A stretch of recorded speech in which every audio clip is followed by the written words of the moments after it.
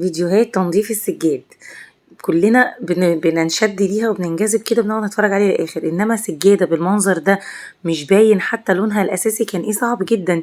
يا ترى جبتها منين او كانت مرميه فين؟ وكميه المجهود اللي هتبذله علشان تنظفها اكيد كبيره جدا، ده غير طبعا استخدام مساحيق كتير وميه كتير ووقت وجهد وحاجات كتير جدا. يا ربي انا نفسي افهم دي كانت مرميه فين. انا اللي انا عرفته ان هما السجاد دوت بيكون مرمي في اماكن زي الاماكن اللي بتجمع المخلفات، وبيبتدوا هم ياخدوه ويبتدوا ينظفوه زي ما انتم شايفين ويتبرعوا بالسجاد ده. هي يعني ابتدت تبان، هي ابتدت شكلها تظهر، ولكن انا شايفه ان انت استخدمت ميه كتير جدا، مجهود ووقت وميه وكهرباء والات ومسحوق، كان بفلوسها ممكن تشتري سجاده جديده وتتبرع بيها زي ما انت عايز. ولكن في الاساس دي هوايه، هي هوايه عند الناس دي ان هم يجيبوا السجاده اللي بالمنظر اللي احنا شفناه دوت ويبتدوا ينظفوها وبيعملوا لنفسهم زي تاسك كده ان هم يوصلوا لاعلى مرحله في النظافه ويرجعوها زي ما كانت.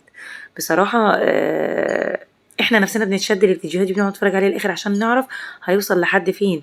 ولكن انا شفت فيديوهات كتير، لكن الفيديو ده بالنسبه لي كان اصعب فيديو بالنسبه لكميه عدم نظافه السجاده.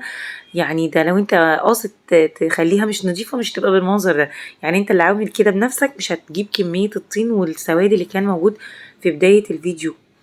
على فكرة في ناس كتير جدا بالنسبة لها راحة نفسية ان هي تتفرج على الفيديوهات دي، زي ما ظهر في فترة كده الفيديوهات بتاعة تكسير الازاز او تكسير الازاز اللي جواها بيلي او جواها كور، برضو قعدت فترة كبيرة جدا ترند وبتاخد نسبة مشاهدة عالية والناس كلها كانت بتقول عليها راحة نفسية.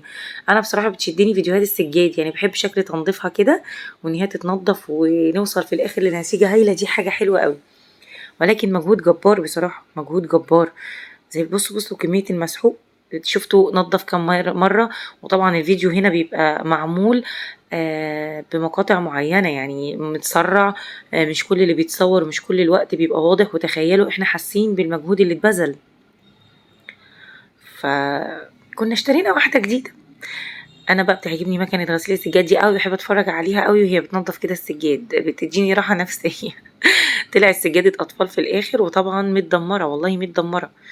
يعني حتى لو هتتبرعوا بيها اشتري لهم سجادة على طول، مش لازم ناخد السجاد ده.